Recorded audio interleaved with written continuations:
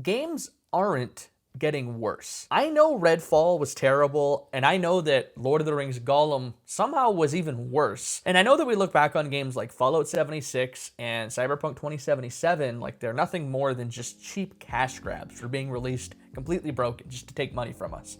I get all of that. And I know that games like Diablo Immortal are starting to come out that are charging people $100,000 or more in microtransactions. So I get the distress and I understand why people feel the way that they feel. But from my position, it's hard for me to ignore all of the incredible games that have come out in the past few years, and I'm sure there are plenty more on the horizon. Scummy cash grabs are nothing new to the industry. They've been around for a long time, and I'm gonna get there, trust me. I know that a lot of people feel as though the games industry is in a downward spiral, like about to completely collapse unless AAA game developers get their act together.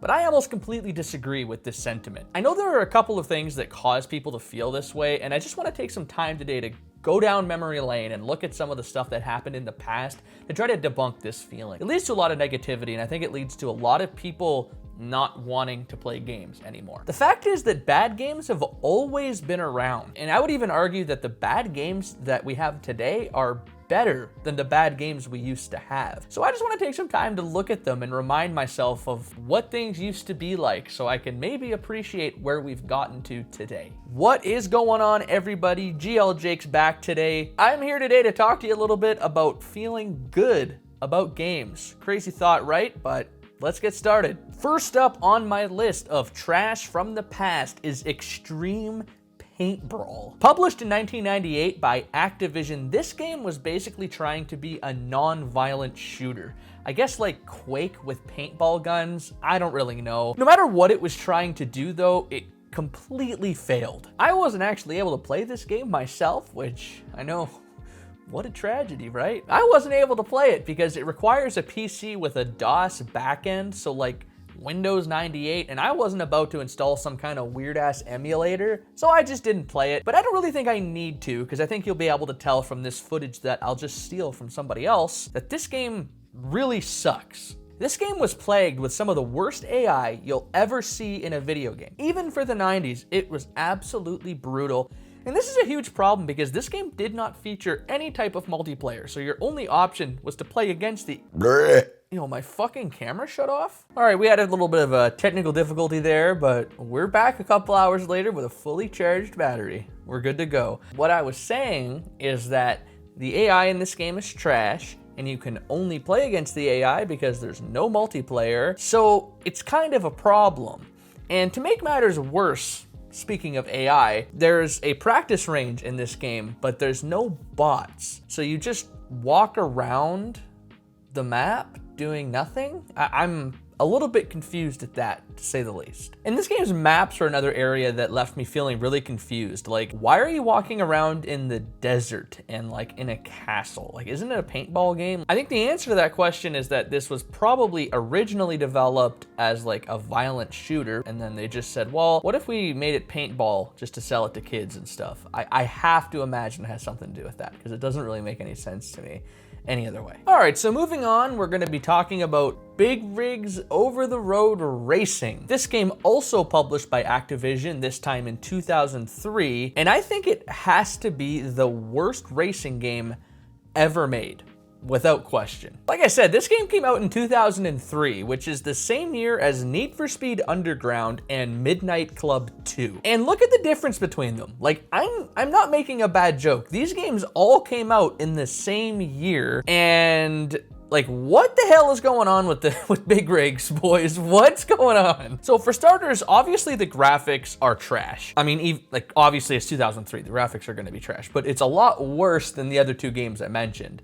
And the problem is, though, it goes a lot deeper than that. Like, the graphics are maybe the last problem with this game. I'd say the biggest problem is that this game doesn't have a physics system. Your truck is locked to the ground, so you can just drive like 90 degrees up a mountain if you want to. It's insane. You can drive through every building, every guardrail, every bridge, everything. You drive straight through it because the game doesn't have any collision physics. It's wild. For a racing game of all types of games, you gotta have physics, and this one doesn't. So I'm not really sure what happened there. And somehow, to make matters worse, if they could be worse. They apparently can be. You can infinitely accelerate going in reverse in this game. So, you know, going forward, you can go 50, 60, 70 miles an hour.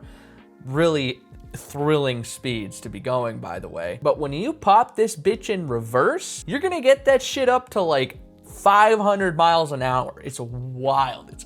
It's crazy. So, you know, the game has no collision, so you're driving off the map the whole fucking time you're playing the game. And then when you're off the map, you're like, well, I might as well pop her in reverse. And next thing you know, you're going the same speed as an F-16 on ground in a big rig. Maybe the game is fun. I don't know. No, I'm just joking. This game is absolutely horrible. Like I said, worst racing game of all time. It's not even close, I don't think. Next up, we're gonna talk about the Simpsons Wrestling. And this is a reminder of an age of video games that was just littered with licensed products. I think that the fad of pumping out bad games based on movies and TV shows was like the microtransactions of 20 years ago. Like, just pump out these trash dog shit games and people will buy them because you slap the Simpsons on the front. That was what they were doing back in the day to milk people of their money. Obviously, it's nowhere near as bad as what we're dealing with now, but they've always been doing shit like this. And I'm not joking, this game is complete nonsense. Like, the graphics are horrible, the gameplay is... it's almost non-existent. You just walk around spamming the same button over and over and over again. A lot of fighting games kind of play that way, but this is like on a whole other playing field.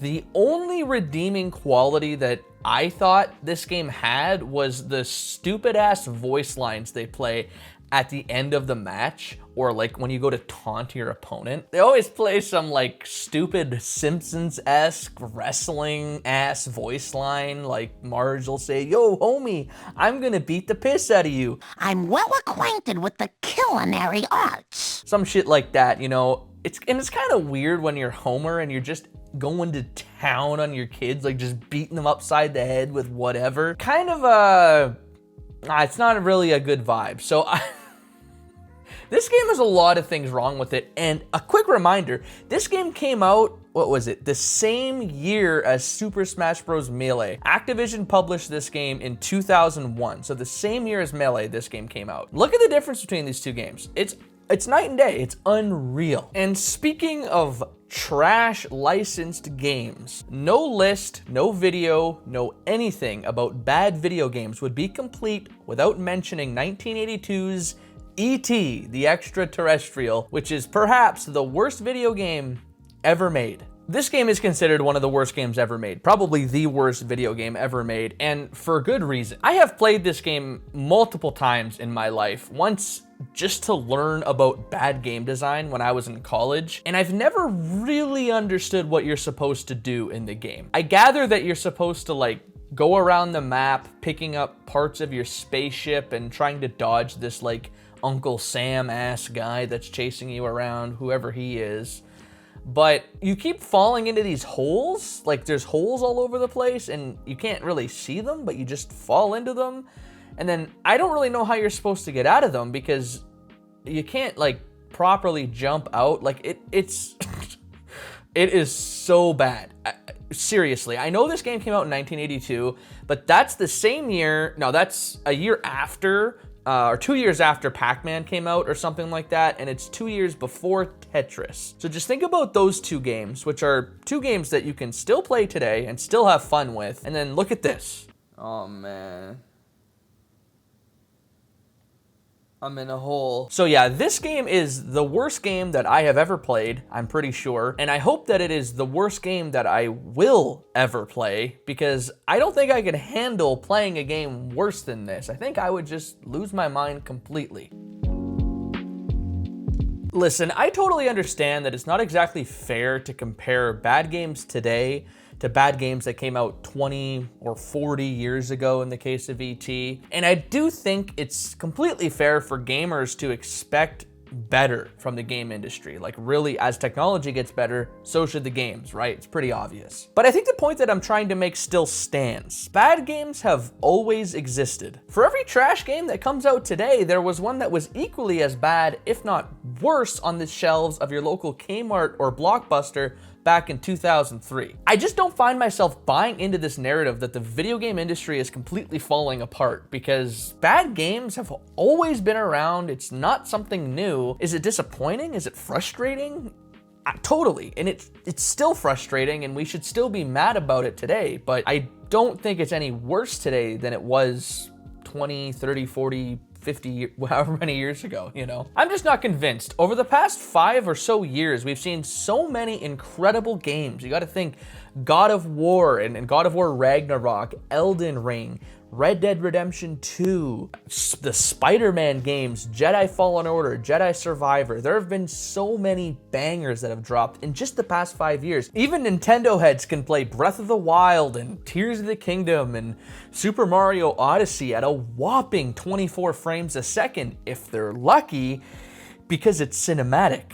And this is all before we spend any time talking about indie games, which have been absolutely killer over the past 10 years. Back in the day, you didn't get indie games. Games were too expensive. It was too prohibitive to develop a video game on your own or with a small team. But nowadays, there's tons of good stuff coming out. Think Hades, think Celeste, think Terraria. Think about how awesome, how much content you can get out of a game like Terraria for $2. I mean, it's crazy. And that's a value that you never would have got back in even 2006, 2007. So many small-time developers and publishers are pumping out awesome content these days. And I just think that if you focus on that content and supporting these small-time developers, there's a ton of fun to be had. And think about Minecraft as a perfect example of this. One guy came up with Minecraft. He had just an idea for a video game, and it spawned this phenomenon, the biggest game of all time, the most valuable video game, the one that sold the most copies ever. One guy that just coded a game in his basement, presumably. And I just think that's incredible. And I think that it's easy to overlook that sort of stuff when really shitty games come out. But if we just focus on how awesome that is and how awesome, like I said, games like Terraria are and Stardew Valley, there's so many great games coming out that I think people are forgetting about because of all the trash that's coming alongside them. With all that said, I think there is one thing in the industry that is obviously getting worse, and obviously that thing is microtransactions. I'm not gonna spend too much time on it here because I think it could be a whole video in its own right, but I did wanna make mention of it because there's no doubt that this particular issue is causing a lot of problems in the industry, and I'm not gonna deny that. Like I mentioned earlier, Diablo Immortal is charging people like $100,000 to max out a character, and they got away with it. That's the thing about it. Blizzard got away with that. I know they got a lot of heat, they got a lot of bad press, but Diablo 4 just came out. Everybody's playing it, everybody's loving it. I mean, what's the punishment for that? There is no punishment for it. Blizzard also re-released Overwatch 1, they called it Overwatch 2, and the only difference was, we're gonna charge you for stuff that we used to give you for free. So I just think, you know, these developers are getting away with robbery with this sort of thing. That's a problem. That's a serious issue, and we have to do something about that. And I think it's just continuing to vote with our wallets. And I think Diablo 4 is just a great example of a general industry trend. It's not a Blizzard problem. There are so many games that are charging people so much money for basic stuff. Like Diablo 4, you're gonna pay 25 bucks to get a skin. I mean, think about that. It's the same in Call of Duty. You'll spend 25 bucks, you'll get a couple weapon skins and like a little charm that hangs off of your weapon. It's crazy. And what I want to take time to remember right now is when the stimulus package came out for Modern Warfare 2 in 2010. That came out, it was $15 and it had 5 maps. And everybody went nuts. They thought it was such a scam. Everybody hated it. The whole community flipped out. I still remember that. And nowadays, you're paying more than that for a weapon skin, and everyone just accepts it for the most part. I mean, that is awful. That's terrible. A weapon skin today, just to reiterate, a weapon skin today costs the same amount. In fact, it costs more than a map pack did 13 years ago. Just think about that for a second. That is bad news. And I'm not gonna sit here and act like everything's roses and peaches and gravy and whatever, because it's not, because that is fucked, frankly. I guess I'm glad that generally speaking, it's not acceptable to sell pay-to-win mechanics, except for whatever reason they get away with it in FIFA and Madden and all the Ultimate Team games. But otherwise, you can't really sell pay-to-win stuff without getting backlash. But I think they're gonna start to chip away at that too. Just watch. I'll probably look back on this in 5 or 10 years and think, God, that was nice when that wasn't a thing. I think it will be a thing. And I think that should be our main focus as consumers. We just have to remember to keep voting with our wallet, not accepting these things, and hopefully we can make a change or at least prevent things from getting worse. What? I think one of the big things that causes us to feel so negative about games these days is how easy it is to get information about them, especially negative information. Like, just think about how when Fallout 76 came out, it basically spawned this genre of just hate videos about that game. And don't get me wrong, I don't think this is a bad thing. I think that, you know, if a game sucks, it deserves to get ripped apart. I'm in the business of doing that myself. It's just that because of that, you know, you sit around watching videos for hours of, you know, people ripping this game to shreds. I did that because it's entertaining, obviously.